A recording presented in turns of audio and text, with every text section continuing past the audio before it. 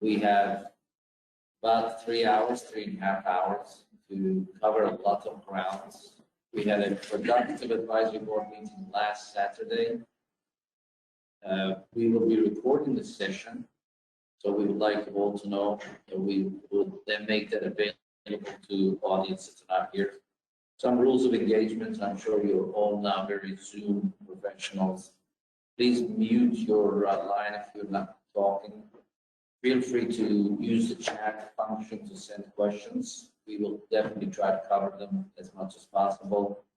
If you have any questions, please save them. If you want to talk about them at the end of the session today, we have at least half an hour for discussions where we're trying to summarize the points. And we're all going to be giving short presentations. We've built in some discussion time. I'm sorry we haven't built in break time. Just wanted to get things done this morning so you can all go back to your families. And we really, really appreciate you all setting time aside on a Saturday morning to attend this advisory board. We think this is very important, and that's why we're here. So I will give a very brief talk and then tell you what the goals and objectives are for this morning. As you all know, periprosthetic joint infection, orthopedic infections are incredibly challenging problem. I do have a conflict of interest because I work as a scientific Microgen DX. I even have ownership in Microgen DX, and I work with Microgen DX for the past 4 years. So that is a strong topic of interest to bear in mind today. Infection is a terrible problem, and it leads to situations like this that we all encounter in the operating room. Our patients suffer because orthopedic infections leave patients with high morbidity that leads to their loss of life. Definitely kills, as we all know. In this slide that you can see the 5-year survivorship. And again, can you all mute your lights unless you really want to say something? So survivorship, 5-year survivorship of periprosthetic joint infection is worse than some of the common cancers. And a follow-up study that we did with Bernard Zimmerly and Steve Kurtz, the 5-year survivorship of periprosthetic joint infection after knee replacement in Medicare patient population was as bad as some of the cancers, actually worse than breast and prostate. Unfortunately, infection is on the rise. This is some of that projection studies that we did.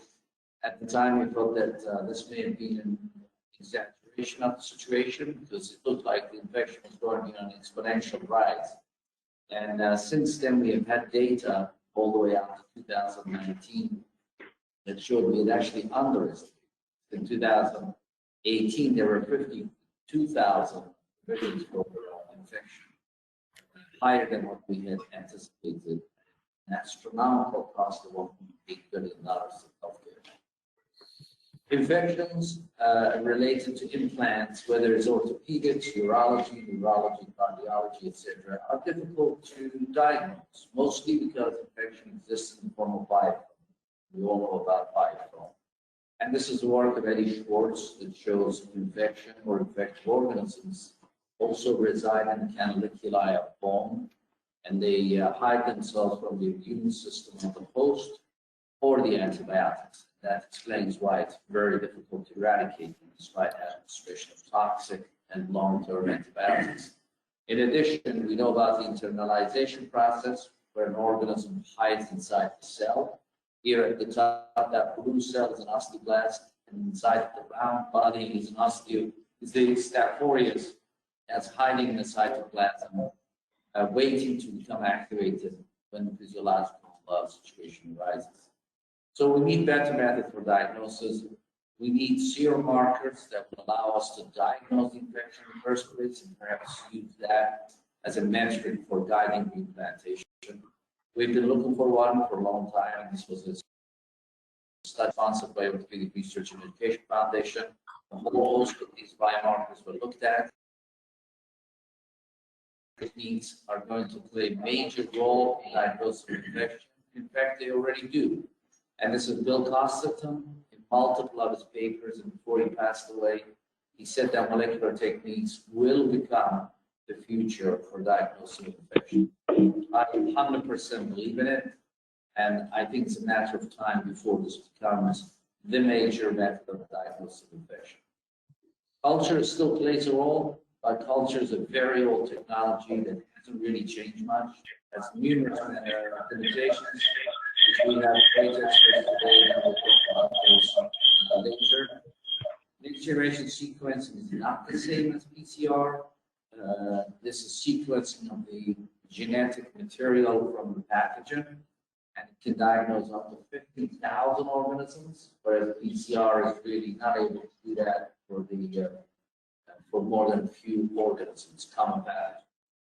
The role of next generation sequencing was discussed during the international consensus meeting, and the overall impression of the delegates attending that meeting was that we need better diagnostic methods, particularly for culture-medical infections. And which one you choose is up to you, but we have to admit that we have a problem. And to solve that problem, we need to learn from others, and we need to embrace some of the accomplishments from the other field. As I said earlier, infection is like cancer. It kills patients. In fact, infective organisms have the same molecular mechanisms for communication as cancer cells, the quorum sensing, etc. They proliferate at an extremely high rate as well. And to fight this, perhaps we need to change our strategies in the future. Cancer is not treated the same way in the 21st century as it was 20, 30 years ago.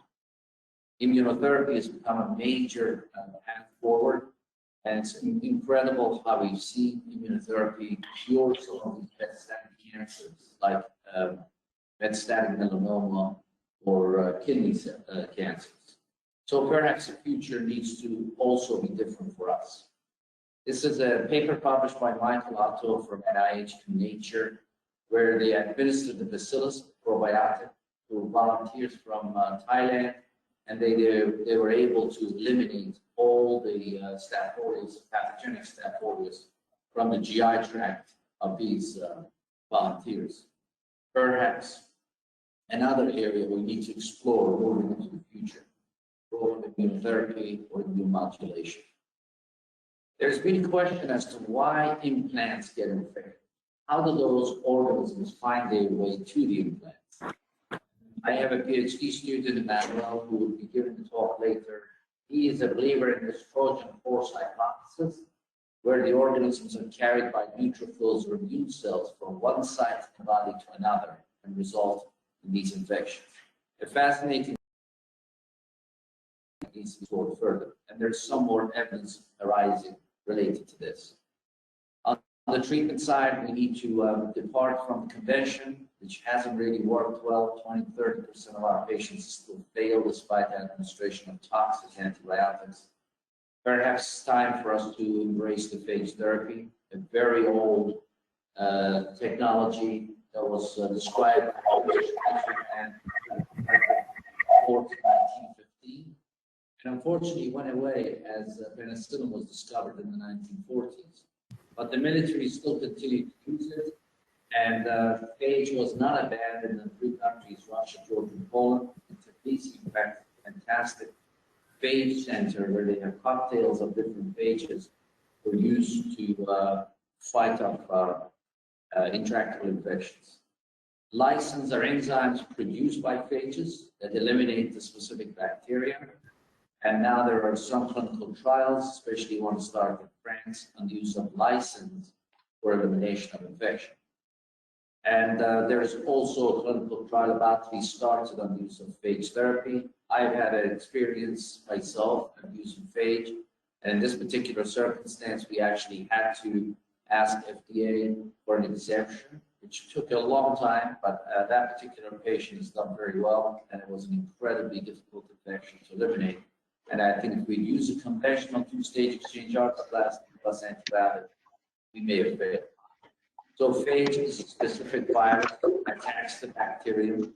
Then they deliver their genetic material. They reassemble inside the cytoplasm of the bacterium, produce lysins, these are these orange dots, that then lead to digestion of the bacterial cell wall and elimination of bacteria. And phages are an incredible part of nature. If we didn't have phages in our bodies, we would be drowning in a pool of bacteria. So future must be different. We need to do better. Surgical treatments we have right now are barbaric, and despite these multiple operations and long-term antibiotic treatments, our patients still fail. They lose their limbs and their lives, and we've got to do better. So some of this material is also available in this ICM Philly app, and I urge you to please download this app, because we will be talking about this PJI DX app inside, which is part of the ortho key, which we'll be discussing later. So the objectives for today is to define what is the role for NGS in orthopedics. How can we address these issues that exist with NGS? How can Microgen DX, the only commercial entity available to provide this test for us, can make the test available for these clinical situations? And after listening to all these talks this morning, you might still have some questions. You might still feel that there may be room for further studies and generating evidence, and I would like to hear from you about those. So I will stop here, and I'm going to pass the presentation to Emmanuel, who's going to talk about diagnosis of orthopedic infections. Do we have a problem?